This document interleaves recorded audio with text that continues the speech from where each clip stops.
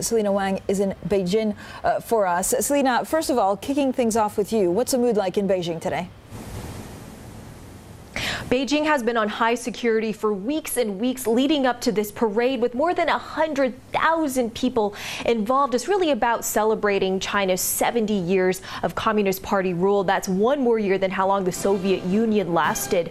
And it highlights China's enormous transformation from an impoverished, war-ravaged state to the world's second largest economy that's now at the cutting edge of technologies from 5G to AI. And one way to display this growing economic and political clout is through a massive military parade where we did see China show off some of its most advanced hardware. In fact, we got the first public view of the Dongfeng 41, which is one of the world's longest range missiles that has the ability to reach the continental United States. So really, it's a display of just how far China has come since 1949. And Stephen, protests in Hong Kong in the meantime have intensified.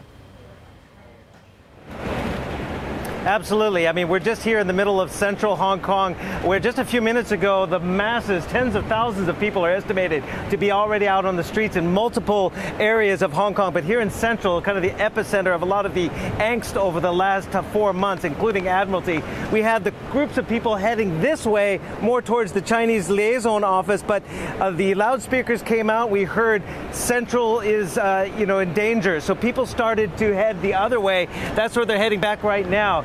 You know, there's been a slogan here among the protesters, and that is "Be water," and that simply means go where the police are not and cause disruption wherever they can. So right now, the latest reports is the water cannons with the blue dye are out in the next door neighborhood of Admiralty near the government headquarters. We've also seen tear gas fired in at least 2 districts on the other side of the Hong Kong harbor in Tsim Sha Tsui as well as Wong Tai Sin. There have been running pitched battles. A number of people have been arrested. Again, these protests are in defiance of the police ban. The police obviously did not want to see the unrest on the streets of Hong Kong on the same day as the national celebration in Beijing. But the people here who are upset at what they say is an erosion of their promised autonomy here in Hong Kong, they want to send Xi Jinping and those leaders in Beijing in Tiananmen Square at that big military rally, sending them a message: lay off Hong Kong.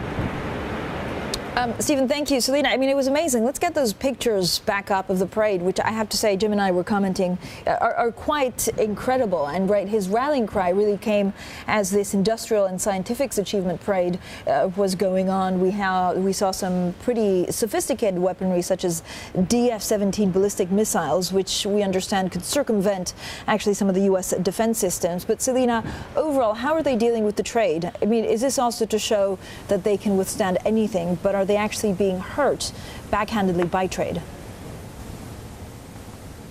Francine, yes, it was an incredibly lavish display of force and military might, and Xi Jinping's speech saying that nothing will stop China's rise is sort of a message to the world and to the United States that it won't be held down. There is a growing view in Beijing that the United States is trying to contain China's rise, but of course the trade war is taking a toll on both economies, and Xi Jinping, though he has consolidated power since he assumed leadership, is now facing unprecedented challenges, including the trade war, Hong Kong protests, a slowing domestic economy that was already slowing before the trade war, rising inequality, rising consumption prices domestically because of the African swine fever. So he is facing a number of challenges, and he's calling for unity, calling for the domestic people to look towards him as a symbol of hope that China can continue to move forward since 1949 and even into the decades into the future. And this lavish parade is just one way to sort of cement that vision. Selena, thank you so much. Selena Wang there in Beijing, Stephen Engel in Hong Kong.